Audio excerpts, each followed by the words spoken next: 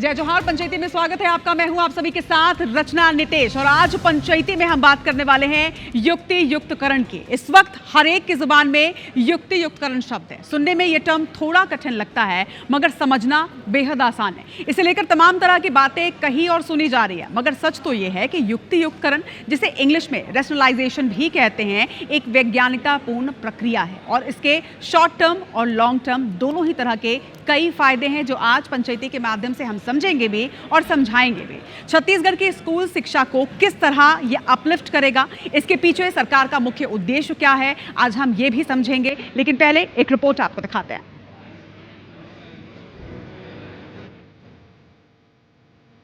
छत्तीसगढ़ में 212 प्राथमिक स्कूल शिक्षक विहीन है। 6,872 प्राथमिक स्कूलों में केवल एक शिक्षक की तैनाती है। पूर्व माध्यमिक स्तर में 48 स्कूल शिक्षक विहीन, 255 स्कूलों में केवल एक शिक्षक और 362 स्कूल ऐसे भी हैं जहां शिक्षक तो हैं लेकिन एक भी छात्र नहीं। यही वजह है कि छत्तीसगढ़ सरकार ने आगामी शिक्षण सत्र से पहले स्कूलों और शिक्षकों के युक्ति युक्तकरण की प्रक्रिया शुरू कर दी है। इस पहल का मुख्य उद्देश्य है कि जहां जरूरत है वहां शिक्षक उपलब्ध हो और बच्चों को अच्छी शिक्षा, बेहतर शैक्षणिक वातावरण और बेहतर सुविधाएं मिल सके। युक्ति युक्तकरण का मतलब है स्कूलों और शिक्षकों की व्यवस्था को इस तरह से सुधारना कि सभी स्कूलों में छात्र शिक्षक अनुपात संतुलित हो और कोई भी स्कूल बिना शिक्षक के ना रहे। इसमें शिक्षक विहीन और एकल शिक्षक वाले स्कूलों की समस्या भी दूर होगी। प्राइमरी और मिडिल अगर एक प्रीमाइसेस में है, 2 हेडमास्टर है तो उसको एक हेडमास्टर कर दिया तो गलत हो गया, और दूसरा हेडमास्टर का पोस्ट खत्म नहीं हुआ, उसको दूसरी जगह पदस्थ किया। कितना बड़ा झूठ जनता के बीच में ला रहे हैं, कितनी बड़ी गलत बात कर रहे हैं। इस विषय पर कोई भी गलती नहीं हुई है, बहुत अच्छा काम हुआ है और इसको तो जनता समझ रही है, मैं सोचता हूँ। प्रदेश में शिक्षा की गुणवत्ता सुधारने और प्रत्येक विद्यार्थी को बेहतर शिक्षा उपलब्ध करवाने के उद्देश्य से छत्तीसगढ़ की विष्णुदेव साय सरकार ने युक्ति युक्तकरण का दूरदर्शी निर्णय लिया। राष्ट्रीय शिक्षा नीति 2020 और शिक्षा का अधिकार अधिनियम 2009 के तहत शिक्षकों के युक्ति युक्तकरण की व्यापक और प्रभावशाली प्रक्रिया शुरू की गई। जो युक्ति युक्तकरण है ये छात्रों के हित में है, बच्चों के हित में। शिक्षा का गुणवत्ता सुधारने के लिए अगर हम बैलेंस बनाना चाहते हैं, सब जगह हम शिक्षक देना चाहते हैं, तो इसमें क्या बुराई है। युक्ति युक्तकरण बिल्कुल मतलब हम लोग के बच्चों के हित में है और शिक्षा का गुणवत्ता बढ़ेगा, इसलिए है। युक्ति युक्तकरण के तहत राज्य के कुल 10,463 स्कूलों में से सिर्फ 166 स्कूलों का समायोजन होगा। इन 166 स्कूलों में से ग्रामीण इलाके के 133 स्कूल ऐसे हैं जिसमें छात्रों की संख्या 10 से कम है और 1 किलोमीटर के अंदर में दूसरा स्कूल संचालित है। इसी तरह शहरी क्षेत्र में 33 स्कूल ऐसे हैं जिसमें दर्ज संख्या 30 से कम है और 500 मीटर के दायरे में दूसरा स्कूल संचालित है। इस कारण 166 स्कूलों को बेहतर शिक्षा के उद्देश्य से समायोजित किया जा रहा है। इसमें किसी भी स्थिति में बच्चों की पढ़ाई प्रभावित नहीं होगी। शेष 10,297 स्कूल पूरी तरह से संचालित रहेंगे। युक्ति युक्तकरण के फैसले से दूरस्थ आदिवासी और ग्रामीण क्षेत्रों में लंबे समय से शिक्षकों की कमी से जूझ रहे स्कूलों में शिक्षकों की उपलब्धता और शिक्षा की गुणवत्ता का संतुलन कायम हो रहा है। जहां पहले सिर्फ एक ही शिक्षक के भरोसे पूरा स्कूल चल रहा था, वहां अब विषय विशेषज्ञ शिक्षकों की नियुक्ति से फायदा होगा। वहीं स्कूलों और शिक्षकों का तर्क संगत समायोजन भी हो रहा है ताकि बच्चों को बेहतर पढ़ाई का समान अवसर मिल सके। साय सरकार का ये कदम शिक्षा व्यवस्था को ज्यादा सशक्त और संतुलित बनाएगा। Bureau report, IBC 24। तो युक्ति युक्तकरण यानी कि शिक्षकों की तैनाती स्वीकृत सेटअप और अनुपात के अनुसार पदस्थापना सुनिश्चित करना और स्कूली शिक्षा के स्तर को बेहतर करने की एक कोशिश राज्य सरकार ने इस प्रक्रिया के माध्यम से की है। आज पंचायती में इस पर चर्चा भी करेंगे।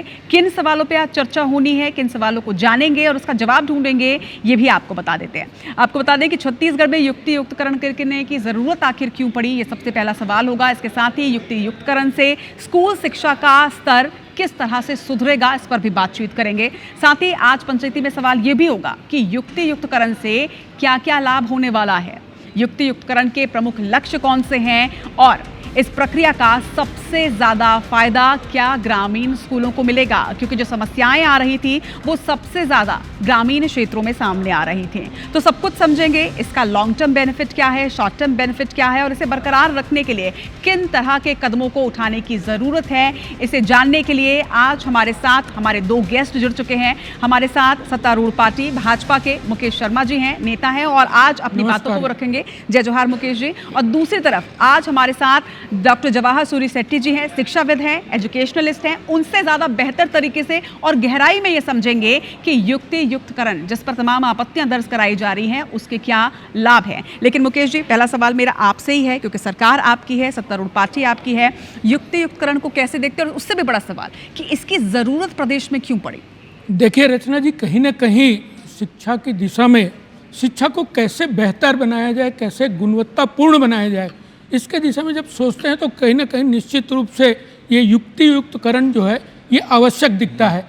जब आप आंकड़ों पे नज़र डालेंगे, जैसे कि अभी आप देखेंगे कि युक्ति युक्तकरण को लेके ऐसे भ्रम फैलाए जा रहे हैं कि पता नहीं क्या होने वाला है, लेकिन वास्तव में यदि शिक्षा को व्यवस्थित करना है तो आप यदि आंकड़ों में, बहुत अच्छी बात है कि आज इस विषय को लेके हम यहाँ पे चर्चा कर रहे हैं। आप आंकड़ों पे नज़र डालेंगे, यदि सिर्फ एक इसमें युक्ति युक्तकरण को लेके जो भ्रम फैलाया जा रहा है उनको मैं बताना चाहता हूँ कि सिर्फ 166 स्कूल हैं जिनका समायोजन होना है। उनमें से 133 स्कूल ऐसे हैं जिनमें छात्रों की संख्या 10 से कम है और 33 स्कूल ऐसे हैं जिनमें छात्रों की संख्या 30 से कम है।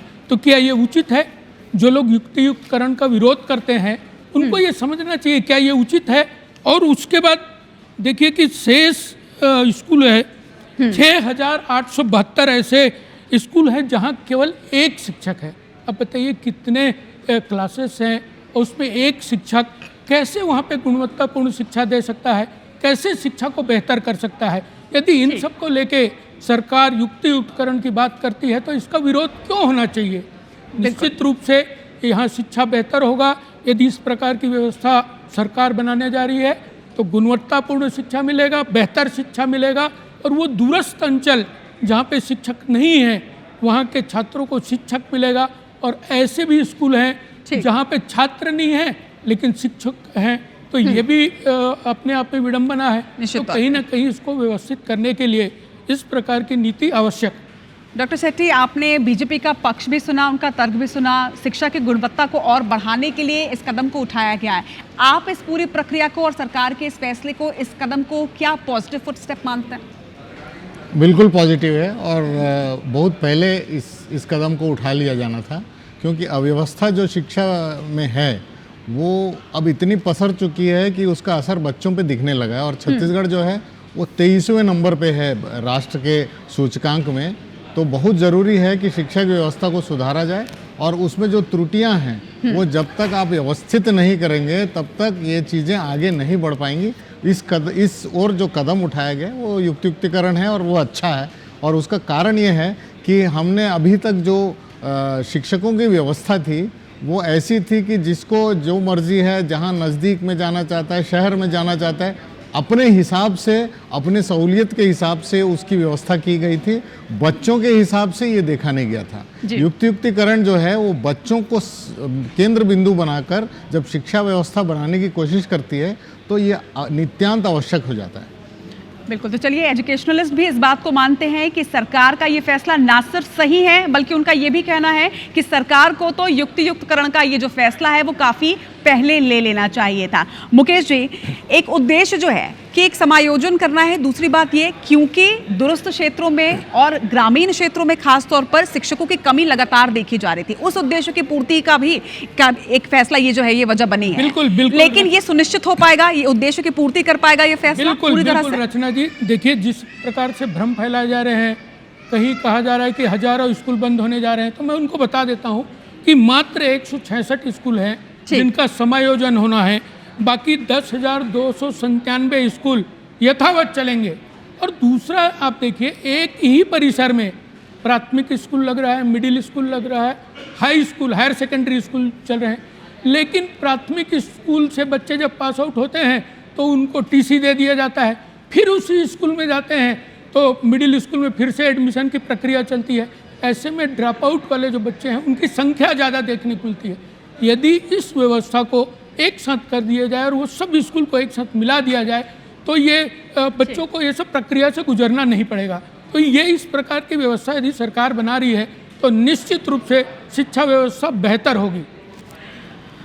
डॉक्टर शेट्टी, बीजेपी का साफ तौर पर कहना है कि शिक्षा की गुणवत्ता में सुधार लाने का उद्देश्य युक्तियुक्तकरण को लेकर है, लेकिन आपको क्या लगता है वाकई में सरकार का मुख्य उद्देश्य युक्तियुक्तकरण को लेकर आपको क्या लगता है, क्या कोर मोटिव है इसके पीछे? नहीं, इसको अगर हम चूंकि रैशनलाइजेशन कहा गया इसको, तो यानी जो हमारे पास उपलब्ध रिसोर्सेस हैं उसका बेहतर यूटिलाइजेशन कैसे हो, ये एक उद्देश्य रहता है सरकार का।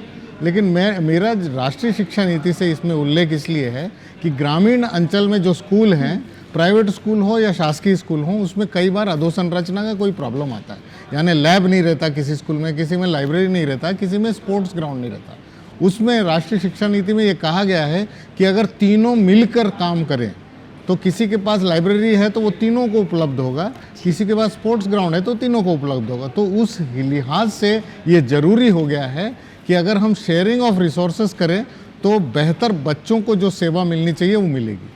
चलिए, रिसोर्सेज सही तरीके से मिले बच्चों को। और सबसे बड़ी बात ये, क्योंकि डॉक्टर शेट्टी हमने ये देखा है कि शहरी क्षेत्रों में तो सारी फैसिलिटीज़ अवेलेबल रहती है, लेकिन खासतौर पर दूरस्थ क्षेत्रों में, ग्रामीण क्षेत्रों में बच्चों को वो फैसिलिटीज़ नहीं मिल पाती। उम्मीद करते हैं कि युक्तियुक्तकरण के माध्यम से ना सिर्फ शिक्षकों की कमी को दूर किया जाएगा बल्कि फैसिलिटीज़ जो हैं वो भी प्रोवाइड होंगे। मुकेश जी, अब एक सवाल मेरा आपसे ये भी है कि देखिए, अब युक्तियुक्तकरण थोड़ा सा टफ टर्म भी है। जब से इस फैसले को सरकार ने लिया है तब से ना सिर्फ सियासी गलियारों में आम जनता के बीच भी ये चर्चा है, लेकिन इसके साथ ही इस फैसले का विरोध भी किया गया, आपत्तियां भी दर्ज कराई गई। अब आप उन्हें कैसे समझाएंगे कि सरकार का ये फैसला उनके ही भविष्य के लिए है या बच्चों के भविष्य के लिए और अच्छी चीज़ के लिए पॉजिटिव कदम है? बिल्कुल बिल्कुल रचना जी, आज ये चर्चा जो हो रहा है, आंकड़े लोगों के सामने आ रहे हैं।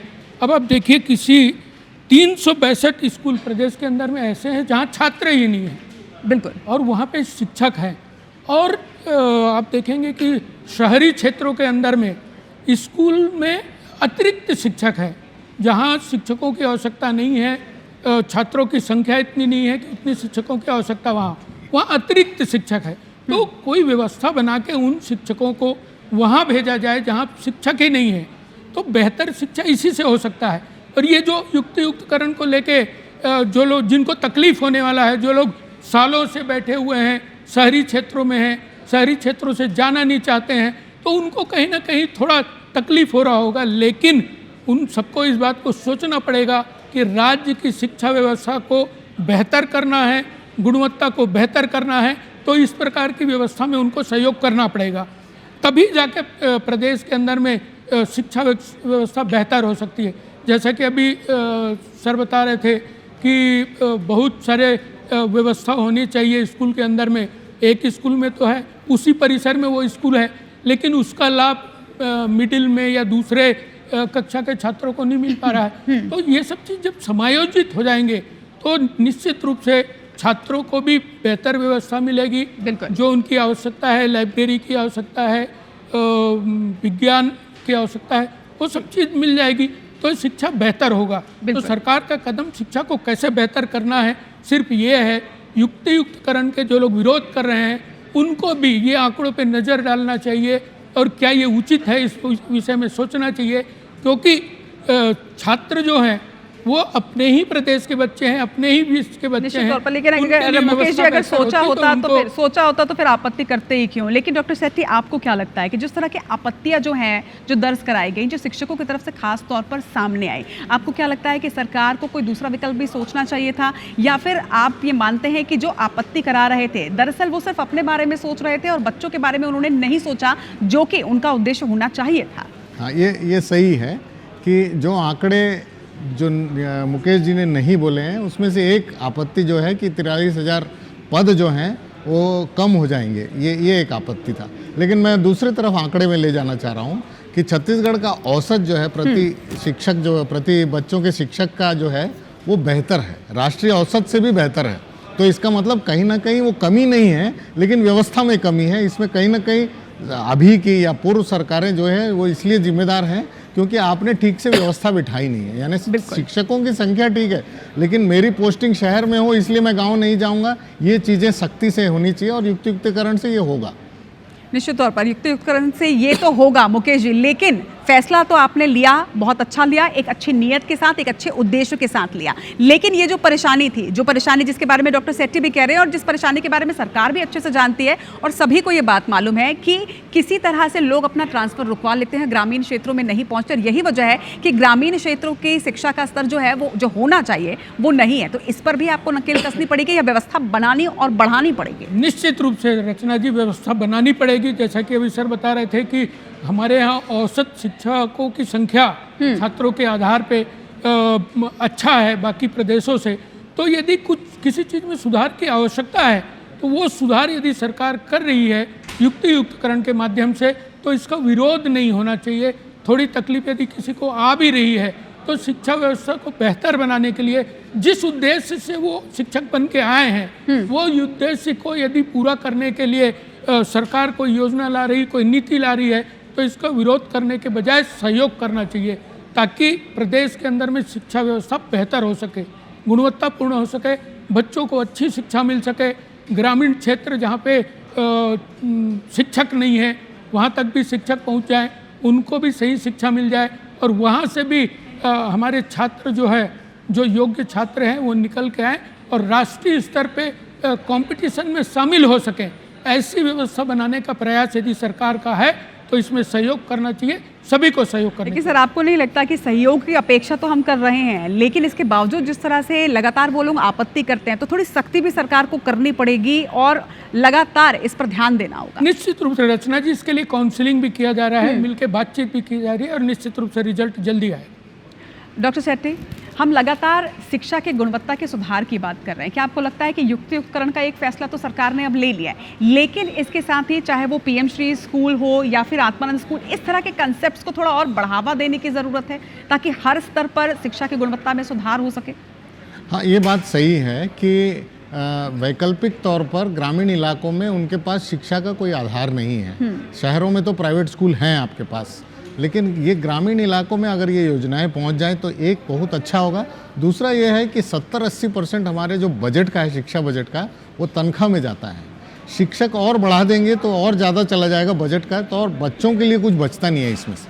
हाँ, ये ज़रूरी है कि जितनी बजट में प्रावधान है सैलरी के लिए उतने के अंदर हम बेहतर व्यवस्था कर पाएँ और बाकी बजट बच्चों के सुधार के लिए अगर इस्तेमाल किया जाए तो एक व्यवस्था बेहतर बनती है और इसमें हमारा सपोर्ट होना चाहिए। दूसरा ये है कि ट्रांसफ़र पॉलिसी में ग्रामीण इलाकों में गारंटी आपको जो शिक्षक उपलब्ध कराने 1 साल के लिए 2 साल की जैसे व्यवस्था होनी चाहिए। हर टीचर को जाना पड़ेगा। ये जब तक नहीं करेंगे तब तक टीचरों की आवाज़ उठती रहेगी कि हमारी पोस्टिंग हमारे हिसाब से कीजिए।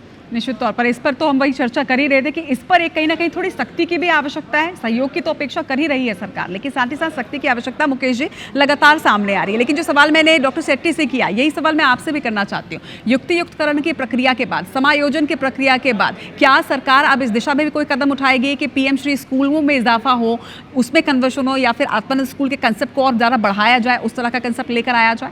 देखिए रचना जी, हमारे प्रदेश के मुख्यमंत्री माननीय विष्णुदेव साय जी पूरे संवेदनशीलता के साथ शिक्षा के दिशा में छात्रों के लिए सोच रहे हैं। ये तो पहला कदम है। इसके अलावा भी शिक्षा के बेहतरी के लिए जो भी व्यवस्था करना पड़ेगा सरकार करेगी, उसमें कोई कमी नहीं होगा। ये पहला चरण है, पहला कदम है, लेकिन पूरे संवेदनशीलता के साथ कैसे शिक्षा को बेहतर बनाया जा सके इसके लिए सरकार संकल्पित है और हर वो व्यवस्था सरकार करेगी जिससे शिक्षा को बेहतर किया जा सके। बिल्कुल, निश्चित तौर पर।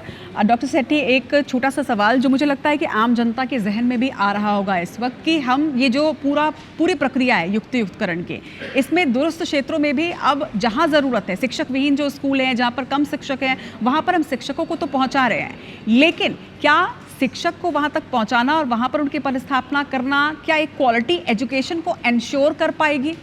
हाँ, ये सही कह रही हैं आप कि पहुंचाना तो एक काम हुआ, लेकिन मेरा सेटअप जो है वो इस तरह से विषयवार सेटअप होता है कि कहीं पे आपके पास 2 सामाजिक ज्ञान के शिक्षक हैं और कहीं पे गणित के 2 हैं, बिल्कुल। तो इसको एक बार ध्यान रखना पड़ेगा। एक दूसरा, जब आप समायोजन करेंगे तो आपको समझ में आएगा कि एक्चुअली कितने पद रिक्त हैं। जैसे मुख्यमंत्री जी ने अभी घोषणा की कि 5,000 लोगों की नियुक्ति की जाएगी टीचरों की, तो वो इसी विषय का है कि जब समायोजन करते हैं तो हमको पता चलता है एक्चुअल रिक्त पद क्या हैं और उसके बाद हम व्यवस्था बना सकते हैं। बिल्कुल। मुकेश जी, अंतिम सवाल है मेरा कि व्यवस्थाएं तो दुरुस्त होंगी इस युक्तियुक्तकरण से, लेकिन जो हम चर्चा भी कर रहे थे, बीच में पॉइंट भी आए कि ये बैलेंस जो है वो बिगड़े ना। जो परेशानी है वो भी आप समझ चुके हैं कि शिक्षक दूरस्थ क्षेत्रों में पहुंचते नहीं हैं, वो बैलेंस लॉन्ग टर्म में भी बना रहे, इसके लिए किस तरह के कदम सरकार उठाएगी? उन्होंने क्या प्लान पूरा बना लिया है? बिल्कुल बिल्कुल रचना जी, माननीय मुख्यमंत्री विष्णुदेव साय जी पूरे गंभीरता के साथ में इस चीज़ को लेके कि कैसे व्यवस्था को बेहतर बनाया जा सके। कहीं पे यदि भूगोल के शिक्षक हैं, कहीं पे गणित के शिक्षक हैं, तो कैसे सभी स्कूलों में सभी संकाय के शिक्षक पहुंच सके और कैसे इस शिक्षा व्यवस्था को राष्ट्रीय स्तर तक ले जाया जा सके। और मैं तो कहता हूं अंतर्राष्ट्रीय स्तर पर शिक्षा के व्यवस्था को ले जाने का पूरा प्रयास और पूरा सोच हमारी सरकार का है। माननीय विष्णुदेव साय जी इसी सोच के साथ में ये सब कदम उठा रहे हैं और ये जो नीति बना रहे हैं, आपको बहुत जल्द देखने को मिलेगा कि हमारे प्रदेश के अंतर भी आपको राष्ट्रीय स्तर के शिक्षा व्यवस्था देखने को मिलेगा। और ये जो व्यवस्था में जो गड़बड़ी थी, ये सबको ठीक करते हुए एक बेहतर शिक्षा व्यवस्था बनाने का प्रयास सरकार का है। डॉक्टर सेठी, सोच अच्छी है, नीयत अच्छी है, फैसला सही लिया है, शॉर्ट टर्म फायदे भी आज पंचायती के माध्यम से हमने समझा, लेकिन लॉन्ग टर्म में भी ये फायदे बरकरार रखें और शिक्षा का जो स्तर है वो लगातार बना रहे, इसके लिए आपको क्या लगता है क्या कदम उठाने चाहिए? Closing statement. मुझे लगता है कि सिर्फ राज्य स्तर पे हम ये व्यवस्थाएं कर लेंगे तो पर्याप्त नहीं है, क्योंकि एजुकेशन जो है वो कॉन्करेंट लिस्ट का सब्जेक्ट है, तो राज्य का और राष्ट्र का दोनों का विषय है। इसलिए आप देखेंगे कि पीएम श्री स्कूल जो है वो राष्ट्र की योजना है और 100 पीएम श्री स्कूल छत्तीसगढ़ में आएंगे, तो जितना योगदान अगर हमारे सीएम का है उतना ही योगदान नरेंद्र मोदी जी का होगा, तो ये अच्छे से पनपेगा और आगे बढ़ेगा। नक्सलियों को ख़त्म करके दूरस्थ क्षेत्रों में बेहतर शिक्षा पहुँचाने की जो नीति है वो दूर तक कारगर आएगी, ऐसा लगता है। चलिए, तो पंचायती के माध्यम से आज हमने जाना, समझा ना सिर्फ युक्तियुक्तकरण की इस पूरी प्रक्रिया को, बल्कि इसके साथ ही इसका क्या फ़ायदा होगा शॉर्ट टर्म में भी, लॉन्ग टर्म में भी, और कैसे ये हमारे पूरे एजुकेशन सिस्टम के लिए एक सही फैसला है। उम्मीद यही है कि जिस उद्देश्य के साथ इस फैसले को लिया गया है उस उद्देश्य की सही तरीके से पूर्ति हो और इसमें सहभागिता भी जो है वो भी मिले। आप दोनों ही गेस्ट का बहुत शुक्रिया आज हमारे साथ इस चर्चा में जुड़ने के लिए। जय जोहार। जय जोहार।